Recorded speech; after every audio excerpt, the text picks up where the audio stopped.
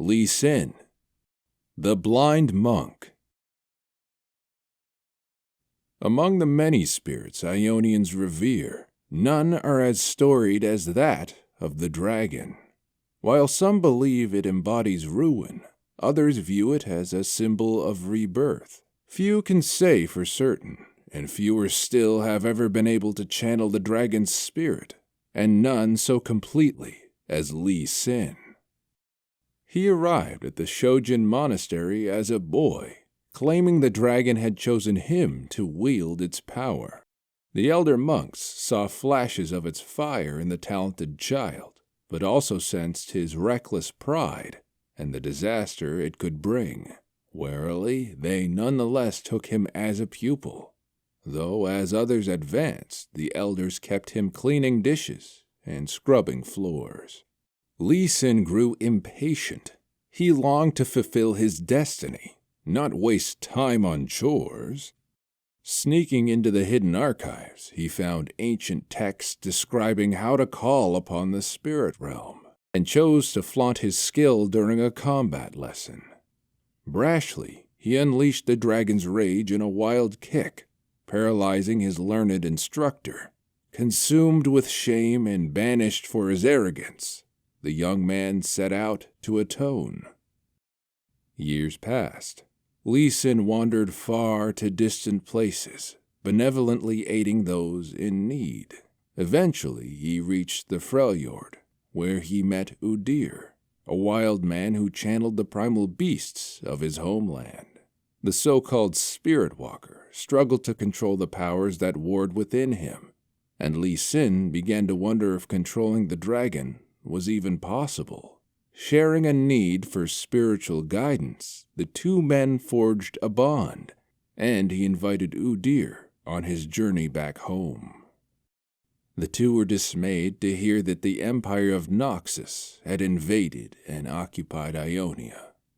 Monks from every province had fallen back to defend the holy monastery at Harana, high up in the mountains. Lee Sin and Udir found it besieged. Noxian soldiers had broken through to Harana's great hall. As Udir leapt to join the fray, Lee Sin hesitated, seeing his former peers and elders fall to the enemy's blades.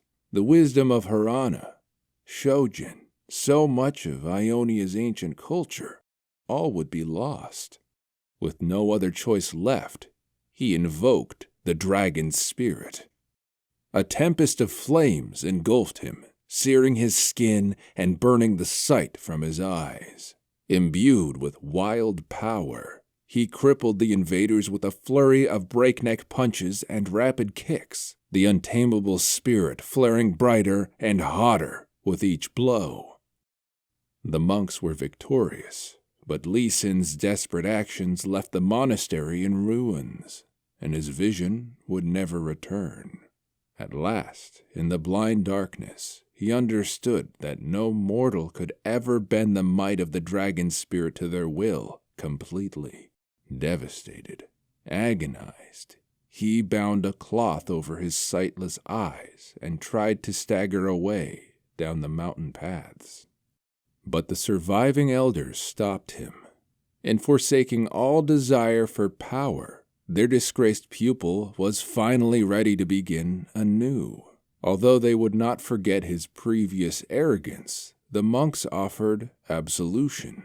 The dragon's wrath was deadly and unpredictable, true enough, but the humblest and worthiest mortal souls could counter its fiery nature and direct it from time to time. Gratefully, Lee Sin stayed with the monks to rebuild their monastery, and after the work was done and the Spirit Walker returned to the Freljord, Lee Sin devoted himself fully toward the pursuit of enlightenment. In the years since the war with Kha'Zix ended, he has continued to meditate on his role in Ionia. Knowing his homeland has not faced the last of its trials, Lee Sin must master himself and the dragon spirit within to face whatever foe is yet to come.